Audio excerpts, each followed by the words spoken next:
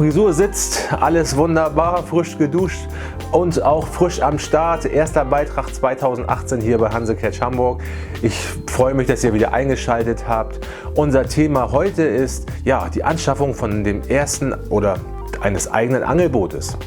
Wer sich ein Boot anschaffen möchte, der sieht in erster Form meistens immer nur die Anschaffung des Bootes. Also wenn man ein einmaliges vernünftiges Boot kauft, ist man ganz schnell mit 5, 6 oder auch 10.000 Euro und mehr dabei, um ein schönes Bassboot oder auch ein schönes ganz normales Angelboot sich anzuschaffen.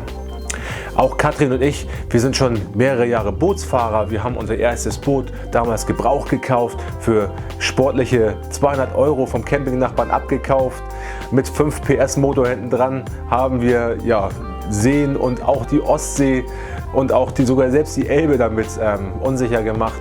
Mittlerweile haben wir auch ein größeres Boot und gerade wenn man so ein bisschen in die größeren Bootsanschaffungen reingeht, da fallen wirklich Kosten an, über die man sich im ersten Moment gar keine Gedanken macht, und genau darum geht es in diesem Beitrag. Ein Boot bedeutet auch, es muss unterhalten werden. Wenn auch ihr in Gewässern, wie es bei uns zum Beispiel die Elbe ist, und in diesen Gewässern zum Fischen gehen wollt, dann müsst ihr euch eins vor Augen halten: Hier ist Berufsschifffahrt und hier muss man Verkehrsregeln beachten. Ich kann euch nur raten, macht einen Sportbootführerschein. Zudem müsst ihr in solchen Gewässern auch euer Boot angemeldet haben und ihr bekommt eine Bootsnummer. Das Boot muss auch versichert sein. Das heißt, ihr müsst eine Haftpflichtversicherung haben, falls ein Schaden entsteht. Wenn ich zum Beispiel mit meinem Boot die Queen Mary ramme, dann muss das ja bezahlt werden und ich werde das bestimmt nicht aus der eigenen Tasche bezahlen können. Von daher fallen hier schon mal jährliche Kosten von 75 Euro an für eine Haftpflichtversicherung. Da ich mein Boot auch lieb habe und ich, wenn es geklaut wird, auch den Schaden möglichst zu Teil ersetzt bekommen haben möchte, habe ich auch eine Teilkaskoversicherung abgeschlossen. Meine Teilkaskoversicherung ist im Jahr 140 Euro günstig, kann man dazu sagen. Gerade hingeworfen. Ja. Gleich genommen.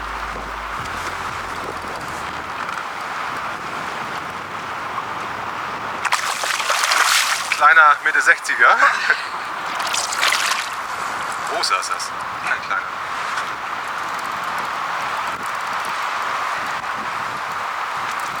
Oh, jetzt macht aber richtig Radau. Zieht er meine blaue Jacke und sagt, das kann nicht wahr. Das ist ein richtig guter Fisch. Oh, der hat nur Temperament, der hat auch Größe. Klasse.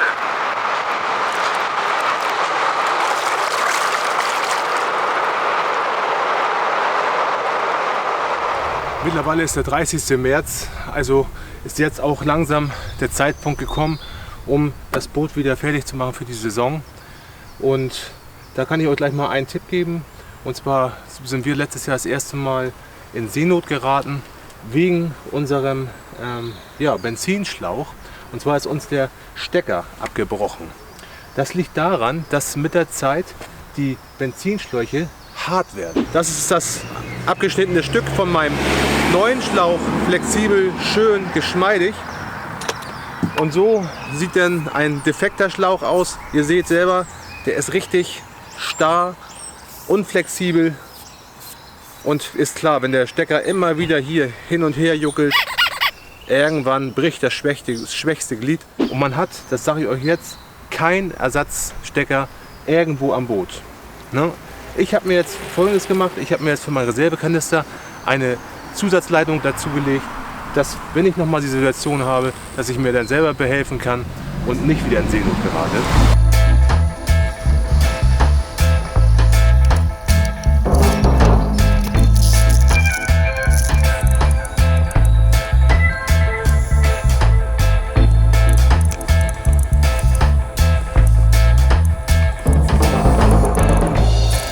Und wieder ein Ratscher mehr, aber das Boot ist jetzt wieder einsatzbereit.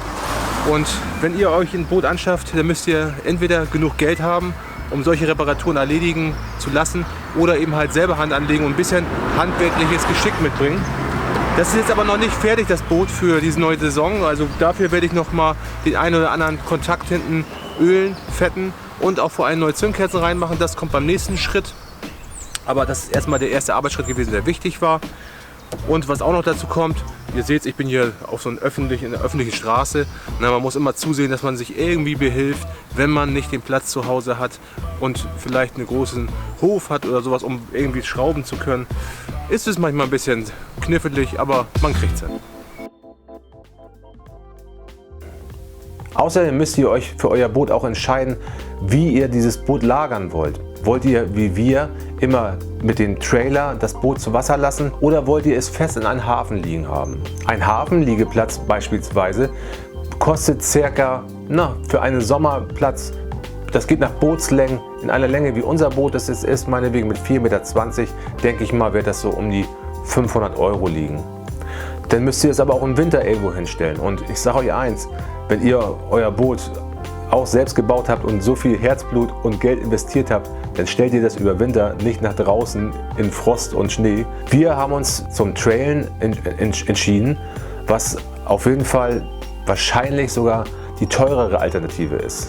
Darum musste ich natürlich auch für unser Boot einen Stellplatz besorgen, habe einen neuen Garageplatz dazu gemietet und damit verbunden auch zusätzliche Fixkosten im Jahr von 720 €. Ein Auto wird immer extrem beansprucht. Wenn ihr meinetwegen im Salzwasser slippt, ist es meistens hinten der Endtopf vom Auspuff, der durch das Salzwasser irgendwann ganz schnell durchrostet. Die Bremsen verschleißen extrem schnell. Ihr habt sehr viele Bremsenwechsel, die ihr sonst nicht habt. Und wie bei uns leider auch der Fall, das Getriebe. Leider habe ich noch einen weiteren Kostenaufwand, den ihr alle 2 Jahre tätigen müsst. Und das ist nämlich, alle 2 Jahre muss der Trailer durch den TÜV. Und weil es so schön gewesen ist, sind hier nochmal alle Kosten im Überblick. Neben der Boots- und Traileranschaffung und der Reparaturen am Boot und Auto kommen auch noch Kosten auf euch zu, wie eine Haftpflichtversicherung, eine Teil- oder Vollkaskoversicherung, ein Stell- oder Hafenplatz, Bootsangelerlaubnisscheine, die von vielen Gewässern das Fischen vom Boot aus erst ermöglichen, Öl- und Benzinkosten, gegebenenfalls Slipgebühren und bei wassergekühlten Motoren empfehlen wir auch eine jährliche Wartung, bei der zum Beispiel auch der Impeller erneuert wird. Summiert man alles, dann kommen schon einige Fixkosten auf den Bootsbesitzer zu. Von daher wird derjenige von euch, der sich gelegentlich ein Leihboot leihen wird, wohl immer billiger davon kommen.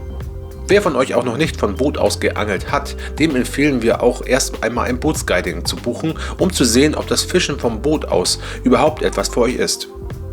Wer sich jedoch für das eigene Boot entscheidet, der ist in seiner anglerischen Planung unabhängig. Er schafft sich darüber hinaus auch eine Wertanlage an, kann auch mal spontan anlegen, um gerade im Sommer ein schönes Schwimmerchen zu machen. Herrlich. Komm mal runter hier. Übrigens, die Elbe ist nicht nur gut zum Angeln, sondern auch zum Baden. Komm hier runter. Und vor allem kann er eines: schön an den Angelplätzen angeln gehen, wo er es mag, und das zumeist ungestört und alleine.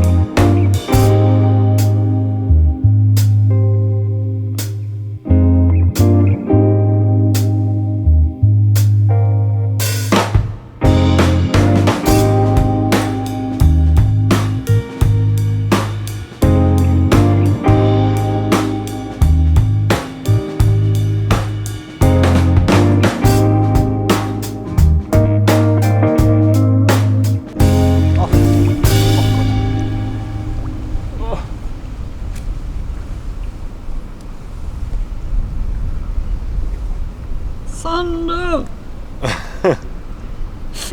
You like a thunder? Da-da-di-da. Yes, we like thunder. Schonend gelöst. Auch ich bin entschneidert. Fischhände, ja.